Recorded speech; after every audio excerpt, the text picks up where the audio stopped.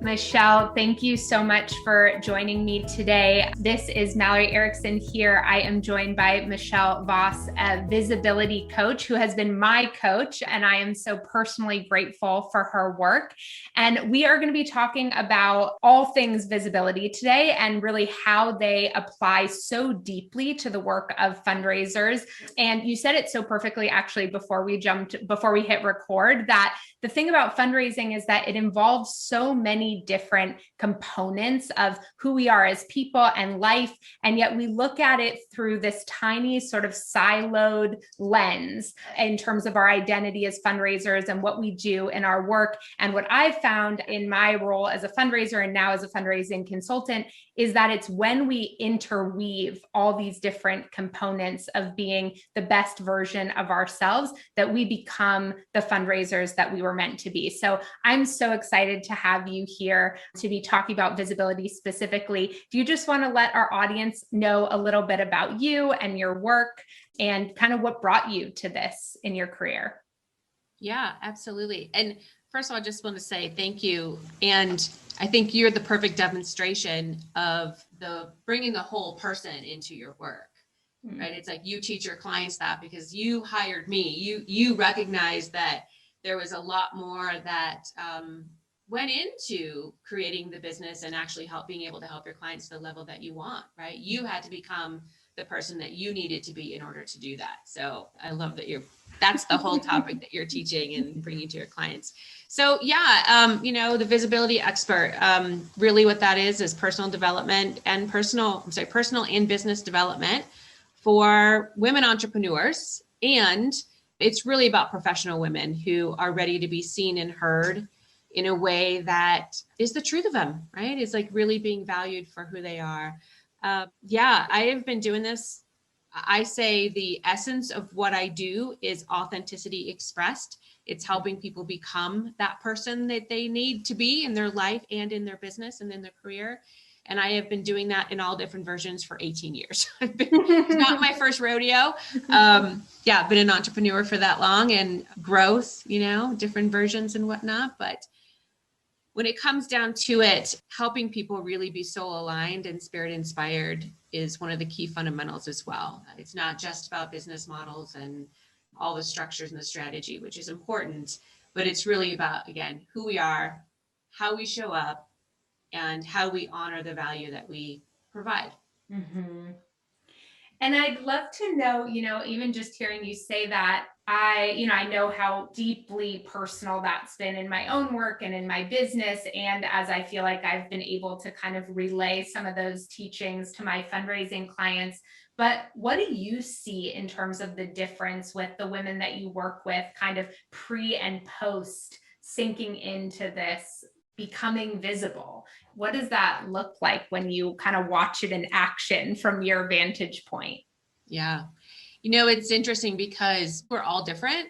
The results look different, right? Depending on what they start with and where they want to end up. But what's really interesting to me is all the work that I do around the nervous system and really calming the nervous system down before we step into even the idea of visibility. Because as a kid, right, most of us we were shamed at some point in our lives of being too big, too much, too loud, too something. And that, I would say, cultural phenomenon that happens really sets us up as adults to resist, out of fear of safety, the energy of really showing themselves and really stepping up. So what I've seen is people, they think about it from the business context or the public speaking context or whatever it might be, right? Sort of the thing that they're wanting. And what happens is they start finding their voice, not only just in their business and their brand, but in their marriage. They start feeling more embodied. And I know that might be a word that some people maybe not even know what I mean, but feeling more comfortable in their own skin. They're less reactive, right? Less triggered. It's like these fundamental things that we look for out of life all ended up being these amazing results that come from, yes, more success, more money, more promotions, more of these outward validations. Those are great. I love those. That's honestly why people will come to me. But the reality is, what they're really getting is that interpersonal skill set about being confident in who you are no matter what. Mm-hmm. Yeah, I love that. And that was so true for me too. Just in terms of the way that the work kind of like reverberated throughout my whole life. And what I love about having you like here talking about it to fundraisers specifically is kind of exactly what I said before, that I feel like we disconnect our role as fundraisers from like who we are as people. And we put it in this container. And when we're learning skills like this, we need to also be including it and infusing it as the work that we're doing. What does it look like to be embodied as a fundraiser? What does it look like to be authentic as a fundraiser? And then something I'll get to later, I will get ahead of myself, what are the risks that come with being visible? You posted something about this recently, which is something I think about and deal with a lot, frankly, now that I am out there and more visible. And so how we sort of manage that piece. But maybe before I get too ahead of myself, will you just kind of define like, what does visibility mean to you? Yeah. So at its core is the truth of you made known. That's really how I see it. It's the truth of you without all the stuff, right? The conditioning, the truth of you made known.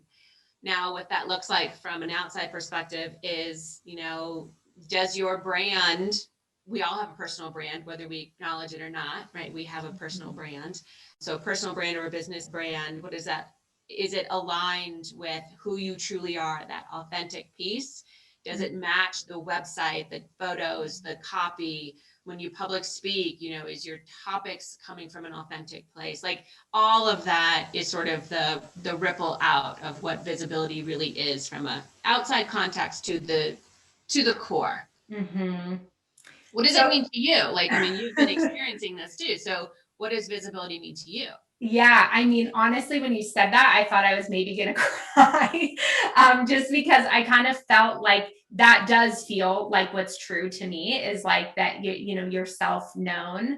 And that is, I think, what then elicits the deep fear that accompanies it, right? So it's like, that's the beauty and the risk is like, okay, well, there I am. And so if you don't like me, you really don't like the real me, not like the curated, filtered version, but the real me. And then what does that mean? And am I strong enough? And am I resilient enough to overcome the rejection, which is just inherent in life, but in fundraising in particular, right? Or business or any of those things. So then am I strong enough? Can I take it if that core me is rejected? That is literally this. You summed up everything that this work is really about, because that's it. It's if we what comes to, so I start to when I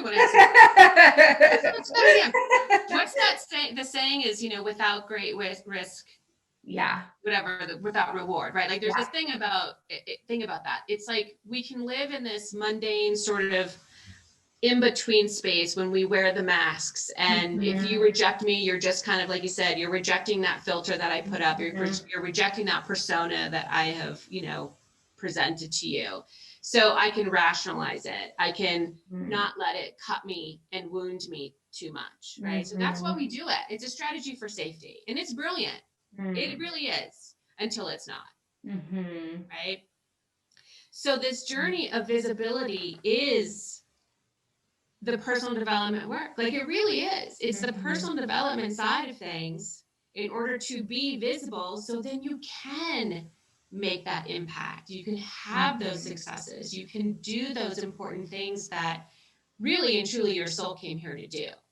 Your soul did not come here to stay in this middle ground, right? Only have this much range versus the whole expansiveness of life. Yeah, I'm talking this way, and I'm a branding coach. Right? But this is the core of everything we do comes down to these fundamentals. And rejection is hands down by far the number one issue that gets in the way. Yeah. What is something that you feel like, and I know, every client is different, and I experience this too with my clients, like the way I coach certain clients around rejection is different than how I coach other clients around rejection. But are there any like kind of tried and true, either like reflections or sort of questions that like when somebody's having a lot kind of bubble up around rejection that you're like, ask yourself this, like ground into this?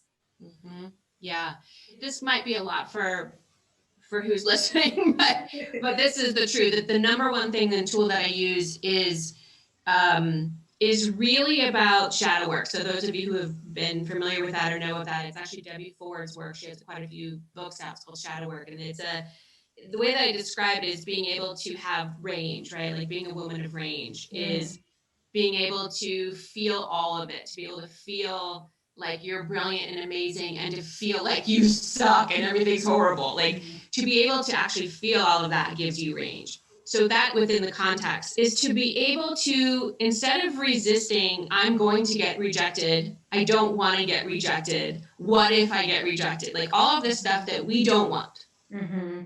It's a weird thing to say, but go, yeah, I'm going to get rejected.